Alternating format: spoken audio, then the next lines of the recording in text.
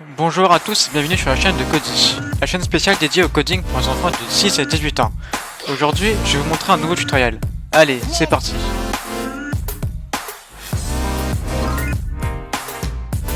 Bonjour à tous, je m'appelle Ethan et je vais vous présenter comment faire un piano sur Python. Donc voici le piano, c'est tout simple. Donc on a nos boutons Do, Ré, Mi, Fa, Sol, La, Si. Quand on appuie sur un bouton, ça change de couleur. Donc voilà, c'est très simple. On va pas perdre de temps, je vais vous expliquer comment faire ça tout de suite. Avant de commencer la vidéo, je tiens à vous dire que dans la description, je mets un lien pour avoir le code. Donc si votre code ne marche pas parce que il y a une quelconque erreur, vous avez du coup tout le code en entier juste ici. Donc voilà, vous pouvez le copier-coller et normalement ça marchera. Donc pour commencer, c'est très important, si on ne fait pas cette étape, le piano ne marchera pas du tout. Donc on va créer un dossier. On va créer un dossier son exactement comme ça, en minuscule, S-O-N-S en minuscule exactement. C'est très bien de faire exactement pareil que moi. Donc dans ce fichier son, on va ajouter nos fichiers audio. Donc Do, Fa, La, Mi, Ré, Si, Sol pour tous nos boutons.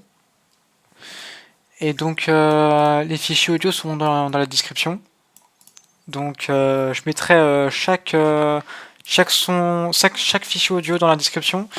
Et autrement, je mettrai aussi le site sur lequel vous pouvez enregistrer des sons. Et donc ça c'est important.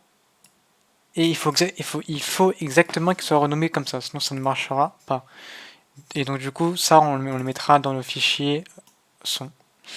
Et donc du coup, avec ça, on va... donc ensuite, on va aller sur Visual Studio Code. Donc vous ouvrez votre Visual Studio Code.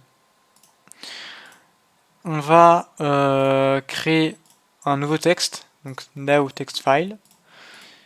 Et on va CTRL S. Et dès qu'on a CTRL S, on va donc du coup le mettre dans le dossier.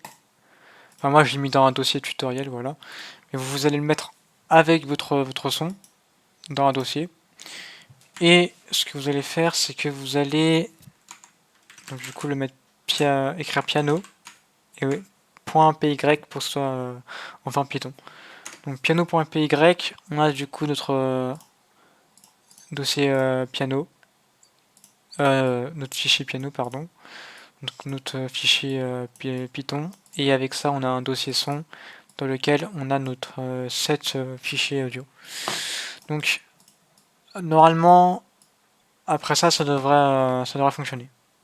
Donc si il y a un problème avec votre code, c'est que vous n'avez pas fait ça correctement. Donc il faut exactement mettre les lettres comme elles sont là. Commencer par importer Tkinker. Donc Tkinker c'est quoi bon, je l'ai expliqué dans une ancienne vidéo. Je vous invite à la revoir. Comme ça, j'explique beaucoup mieux, mais là je vais expliquer en bref. Ça sert à, ça permet à créer des interfaces graphiques, tout simplement. Ensuite, depuis Pygame, on importe Mixer. Donc Mixer ça sert à jouer des sons. Et import OS, ça sert à travailler sur les dossiers. Par exemple, on va utiliser import OS, enfin on va utiliser OS pour retrouver où nos fichiers ils sont sur notre ordinateur.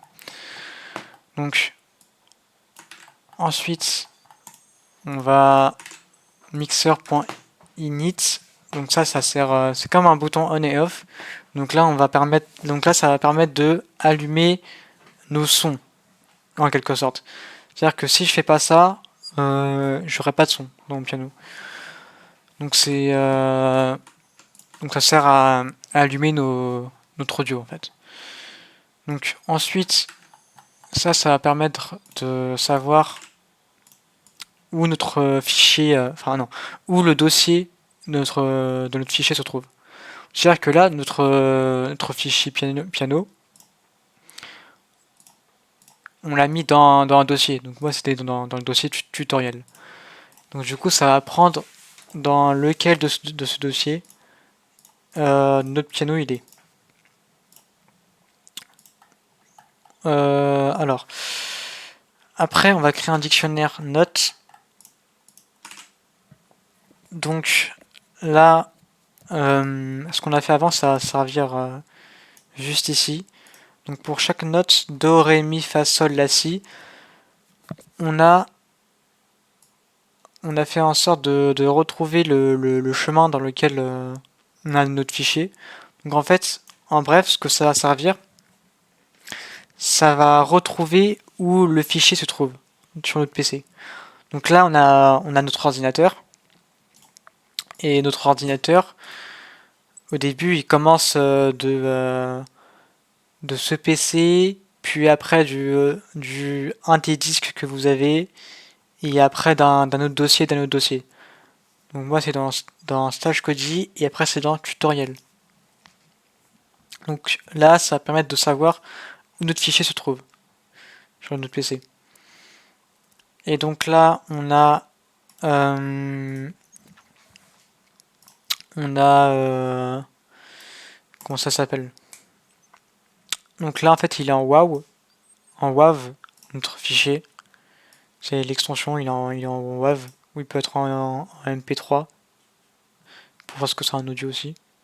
Mais là, on est en WAV, c'est très important en plus, parce que Python utilise WAV souvent.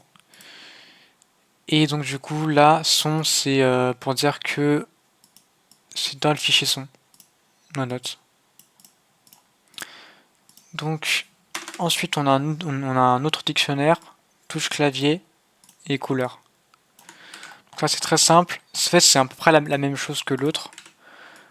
Donc là, on a créé un dictionnaire touche clavier et ça va sauvegarder chaque lettre à une note. Par exemple, que si j'appuie, enfin plus tard dans le code, ça va permettre à faire en sorte que si j'appuie sur la lettre E, ça va jouer la note Mi. Si j'appuie sur la touche Y, ça va jouer la note La, et si j'appuie sur la touche A, ça va jouer la note Do. Donc très simple, le dictionnaire. Ensuite, on a un autre dictionnaire couleur qui va définir à chaque de nos notes une couleur spécifique. Donc là, Do ce sera rouge, le sol ce sera bleu, là ce sera jaune. Donc voilà. Ensuite, on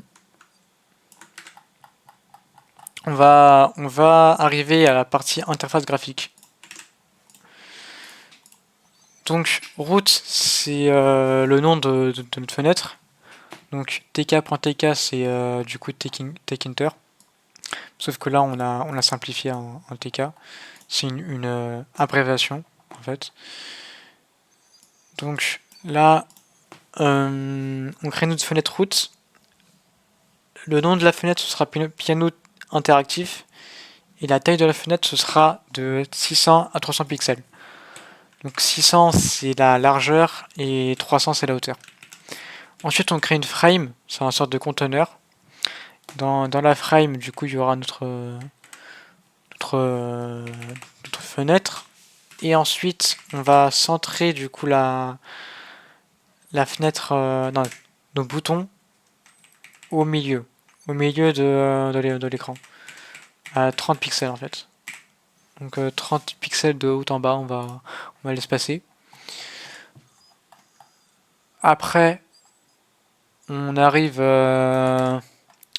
sur le plus gros du code. Donc là, c'était juste les dictionnaires et les variables. Donc, on crée un dictionnaire bouton qu'on mettra vide, qu'on utilisera plus tard dans le code. On crée du coup une fonction, donc def pour définir une fonction.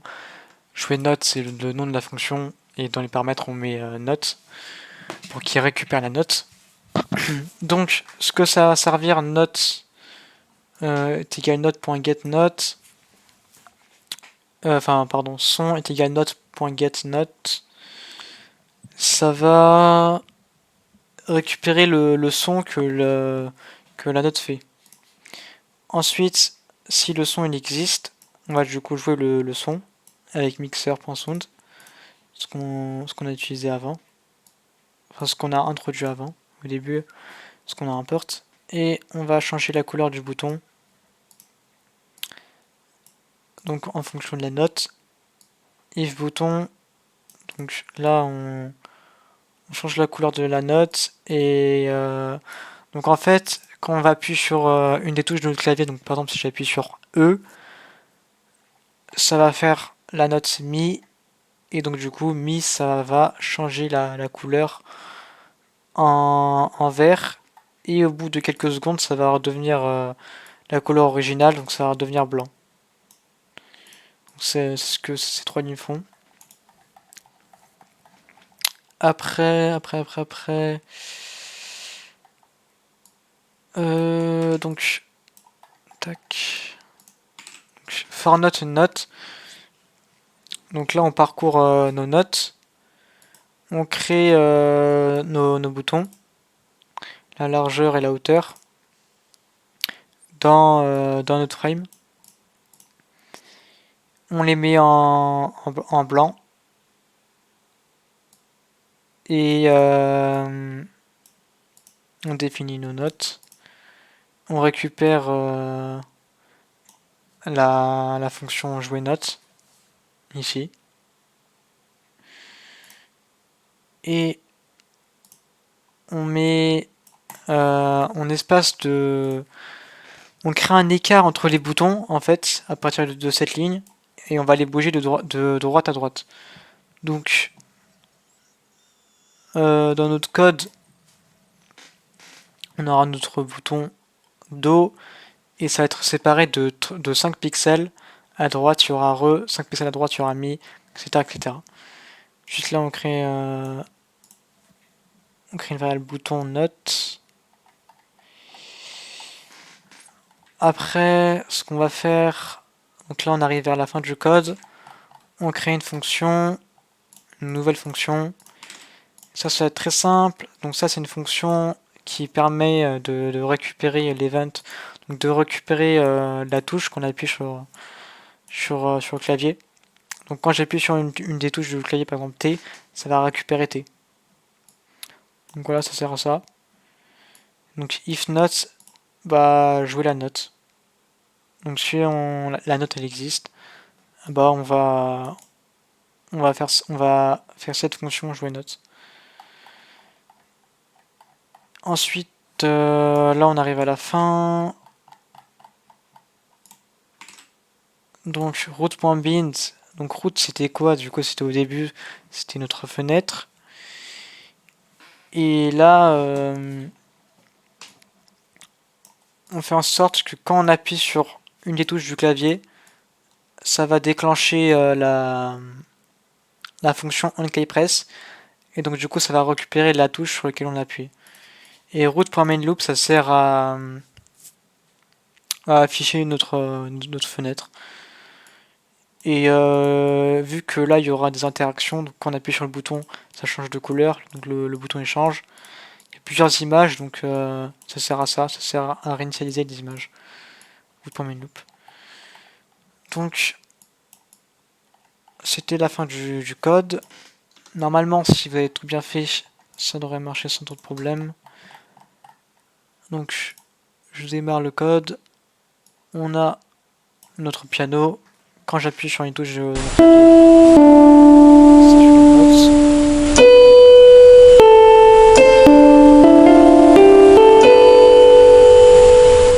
je peux même appuyer avec la souris.